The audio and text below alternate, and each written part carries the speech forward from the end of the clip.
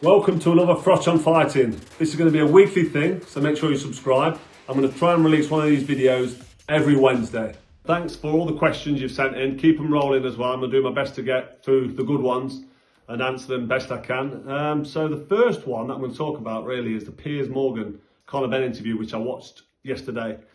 That's a big subject, and everybody's got their opinion. It's all quite negative to Conor Benn, and I think that's affected him quite badly. And if I'm totally honest, I feel sorry for him because, I mean, he was talking about mental health and suicidal thoughts yesterday, and I think he got a little bit deep, and that's not nice. That's not a good thing. So that just shows how badly this has impacted him, and how much it's got in his head, and it's upsetting him and kind of destroying him. It was nice to see Nigel Benn on there with him last night as well from Australia, having a bit of a laugh with him, talking about that thing above his top lip at the end of it, just lightened it a little bit. But I'd like to see Conor Benn back fighting in Britain. And the main thing that came out in the interview with Piers Morgan last night was the issue with the British Boxing Board of Control. He's not licensed. He gave his license up when he failed the drugs test.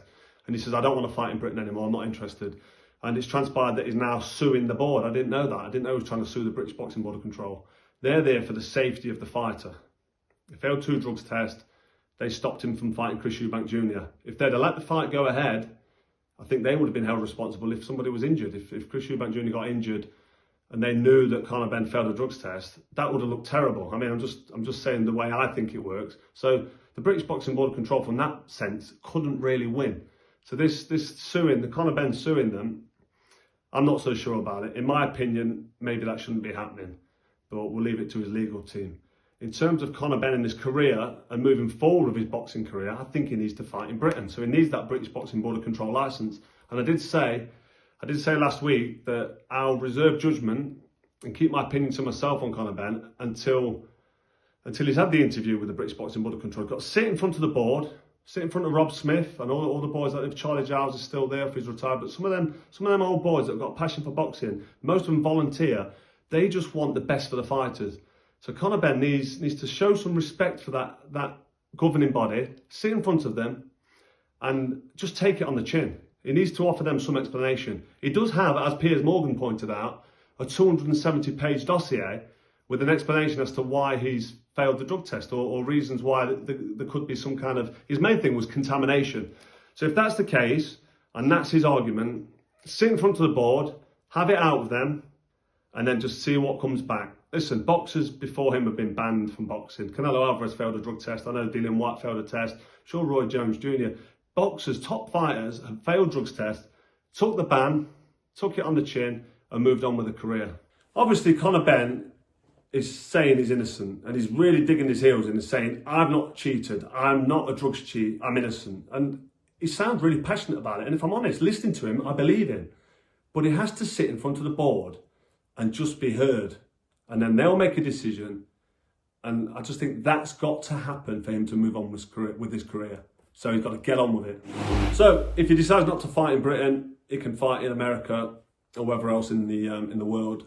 But his next opponent is talking about fighting Manny Pacquiao. Now, it's going to be a big fight because it's Manny Pacquiao, legend of the game. But the guy's 44 years old. It's not going to prove anything and I think Conor Benn does beat Manny Pacquiao. I mean, you never know.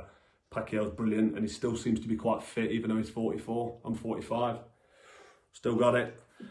And you know that anyway. But Conor Benn, Manny Pacquiao, decent fight. Do I want to see it? Yes. I'll watch it. It's something that gets Conor Benn back in the boxing game and it's a big name, so it's going to give him a lot of attention. It's going to be difficult though to move on from all the negativity he's going to get because of the drug test. It'd be nice to see him back in the ring and get his career kick-started and get it moving again. But it's just back to, I think he should be back. I think he should be in Britain under a British Boxing Board of Control licence. And that's always going to be a taint and stain on his career moving forward. I think he needs to put that to bed really and get that moving forward before he even fights again. That's my opinion. But if the Manny Pacquiao fight happens, I'll be tuning in. I'll be wishing him all the best. And I think it's a decent fight, yeah. I keep getting asked questions about Tyson Fury, Oleksandr Usyk, and why that fight's not happened and why it's not been announced. Well, the answer to that is I don't know. But if the fighters want the fight to happen, the fight will happen. I'm sure Fury wants the fight. He's confident he can win. Every time he steps in the ring, he's confident he can beat anybody. And he should be. It's seen the size of him. And he's very good, by the way. But Usyk is very dangerous, very technically good. He's a special fighter, but for me, I don't think he's big enough for Tyson Fury. I think Tyson Fury beats him. Why the fight's not happened yet, why it's not been announced, I don't know. It's going to be, is it the money, is it the promotional divide, is it the venue? Who knows? But if it's going to happen soon, like I think they were saying like 5 or 6 weeks the fight was supposed to be happening, then they need to get it announced and they need to get moving on with it. It's frustrating for boxing fans when these fights don't happen. I was supposed to fight Joe Calzaghe, as we all know, and Calzaghe actually waited till the final day, keeping the belt until he vacated. And then I fought for the vacant title against Manny Pacquiao, and the rest of my career is history. But Calzaghe then went on to fight Hopkins and Roy Jones Jr., 2 old men. To be fair though, the win against Hopkins was good, because Hopkins went on to achieve some big things after that loss to Calzaghe. But I think the Calzaghe fight should have happened, and it should have happened for the fans, and it didn't, unfortunately. And regardless of what was going on with the promoters, he was promoted by Frank Warren at the time. I was promoted by another promoter, and regardless of the promotional divide, I think if the fighters want the fight to happen, the fight will happen. So I'm totally blaming Joe Calzaghe on that, because I think he knows he would have got Cobra'd.